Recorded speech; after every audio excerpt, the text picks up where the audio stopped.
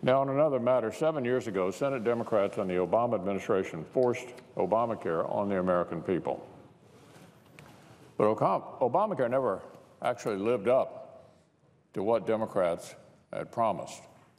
From rising costs to shrinking choices and collapsing markets, the problems associated with Obamacare grew across the country as the years passed, leaving the American people literally to pick up the pieces.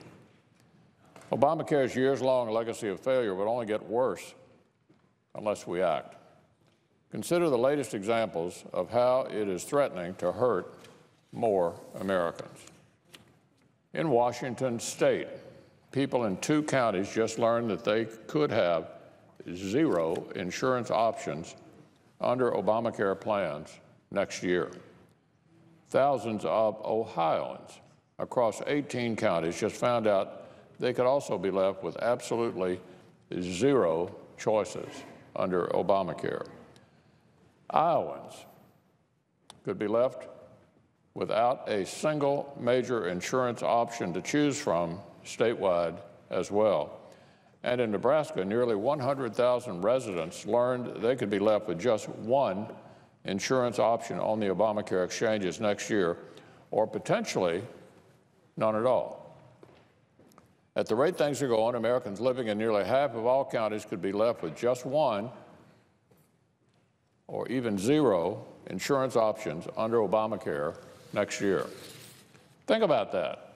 Millions of people in nearly half of all the counties across America are at risk of having no options or a single option of insurance plans because of Obamacare.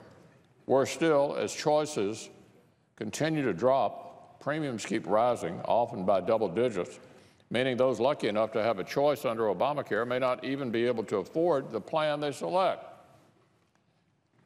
It's a fact underlined by reports released just this afternoon by the Centers for Medicare and Medicaid Services, or CMS. These reports show that hundreds of thousands of Americans who selected an Obamacare plan ended up canceling their coverage after just a few weeks. And the most common reason they cited for doing so was because it was too expensive. Is it any wonder? As another groundbreaking report revealed last month, premiums have on average doubled, and in some cases even tripled, and in the vast majority of states on the federal exchange since Obamacare's full enactment in 2013. Now you'd think the Democrats would want to work with us on how to clean up the years-long mess that they created. Instead, they're defending the status quo or trying to shift the blame for the failures of their own law, a law Democrats designed, a law Democrats forced on our country, a law Democrats defended year after year as it hurt Americans over and over. There's just no serious way to try and spin these years of Obamacare failures at this late date. It's also clear that the status quo is simply unsustainable and demands action. That's why Republican senators have been working hard on solutions that can help rescue American families who've been hurt by this law's failures.